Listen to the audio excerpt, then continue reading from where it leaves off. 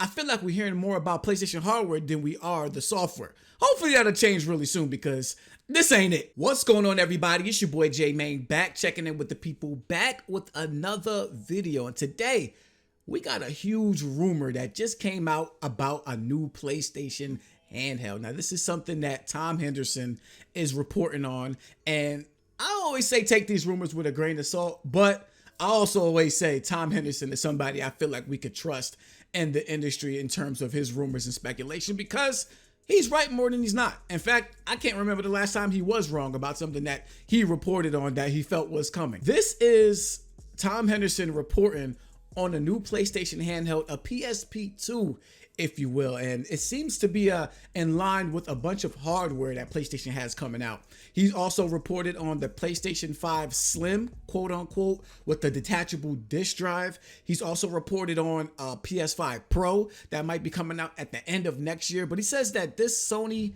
handheld is something that's going to come out in between those two. So maybe we see the detachable disk drive PS5 Slim later this year, and we get the handheld like early next year with the PS5 Pro at the end of next year. Like, it's a lot of PlayStation hardware. In fact, I feel like we're hearing more about PlayStation hardware than we are the software. Hopefully that'll change really soon because this ain't it. And speaking of things that ain't it, this goddamn handheld device that is being rumored, we're gonna get into the details. As much as I would appreciate a dedicated handheld device from PlayStation again, there's so many roadblocks and issues that are going to arise from that.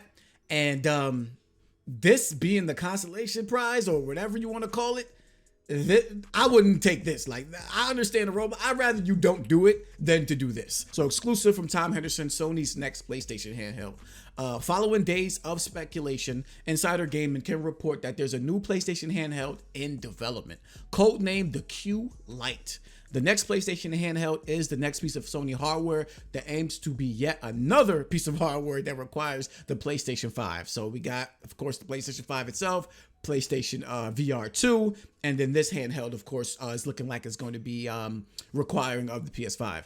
Insider Gaming understands that the Q Lite is not a cloud streaming device, but instead uses remote play with the PlayStation 5, a feature the console giant has been pushing these past couple weeks. And that's actually a good point that he made in the article. Is I did see PlayStation come out with that remote play video last week, and I'm like, that was interesting because they never really promote the remote play. Like when it first came out, you know, with PlayStation Now and stuff like that, or just remote play in general, I always felt like it was something that was in the back burner. Even though they spent all this money on Gaikai and things like that, it was just never something that they promoted as, you know, the must-have feature or the feature to sell the system or the feature to sell PlayStation. It was always just something in the back burner. A lot of people didn't even know about it. So to see them actually promote remote play, it might add to some, you know, some credence to this rumor.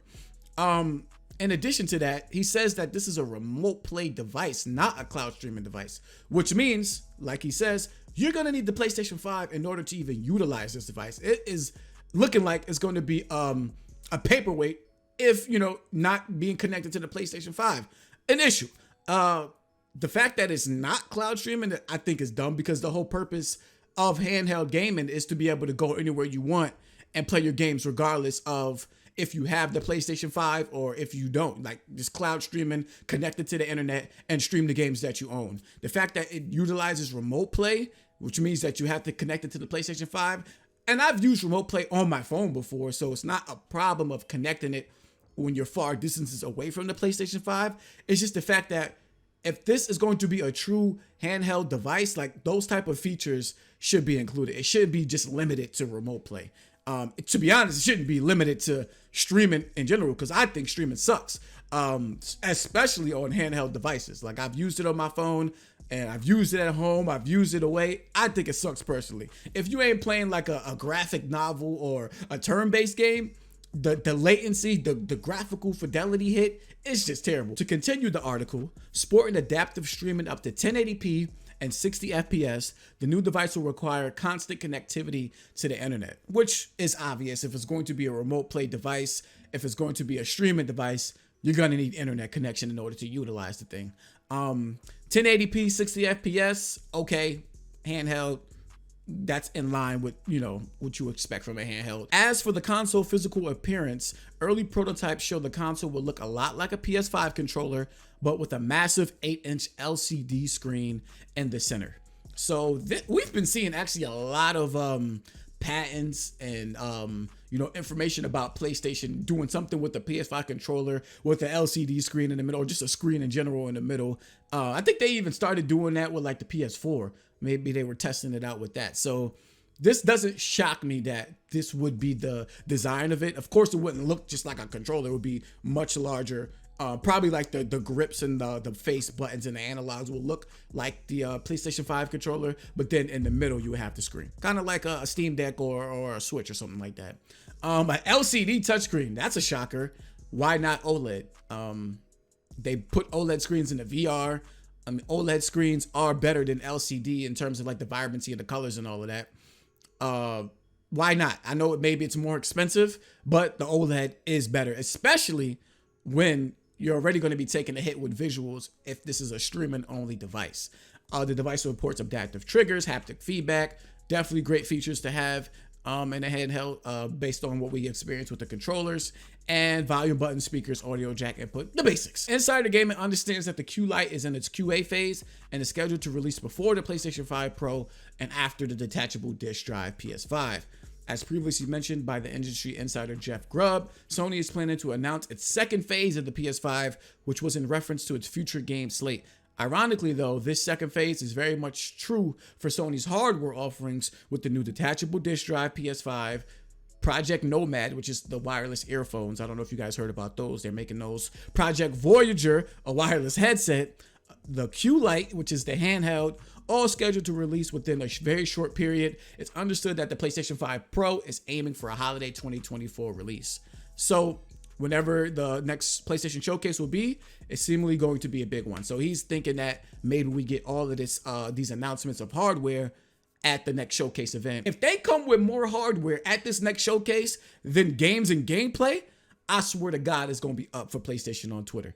It is going to be up. It is going to be a war zone on Twitter if they come and announce like 4 or 5 hardware devices and we got slim pickings on the games. This got to be one of their biggest showcases ever if they plan on announcing all of this hardware and that software that's supposed to be coming to in the near future. So there you have it.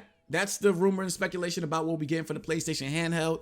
I personally don't think it's smart for PlayStation to invest in a handheld. I think when it came to the PSP, a fantastic device. The software was there.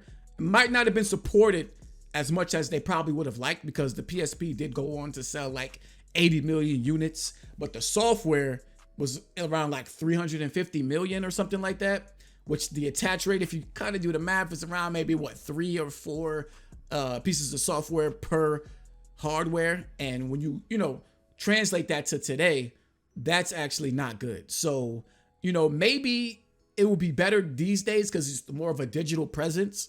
But what's going to suffer, I think, is where the Vita suffered, is they don't have the dedicated teams to work on handheld games and console, home console games. It's where I think Nintendo ended up benefiting from because they were able to just pretty much dedicate all of their first-party studios or studios in general to making software for the Switch. And because the Switch is this hybrid device, the translation was probably more seamless than it would be for teams to make a PlayStation handheld game and then a console game. I don't think this is going to be a good selling point if it's just, play your PS5 games on the go. I don't think that is enough, especially with all the R&D that's going to go into a dedicated handheld device. The Steam Deck, we see that's pretty much what that is, but it's also a computer at the same time. So you get more benefits out of the Steam Deck than just a gaming device. And I don't think PlayStation would have that many open source, if you will, features and a PlayStation handheld. So if it's going to be a true dedicated handheld, I don't think the software will be there to support it. And I don't think PlayStation is willing to invest into making teams work on handheld games and, home console games at the same time. So I don't think it's a good idea for them to do it. This version of it is trash to me because I don't like remote play. I don't like streaming, especially on a handheld device. But Let me know what y'all think down in the comments. Of course, rate the video, subscribe to the channel. If you're new, should PlayStation make another handheld device? Do you want them to invest now in this handheld stuff and, do it the proper way or even this remote play way? Talk to me. Let me know how y'all feel. And I'll catch y'all in my next video. Peace.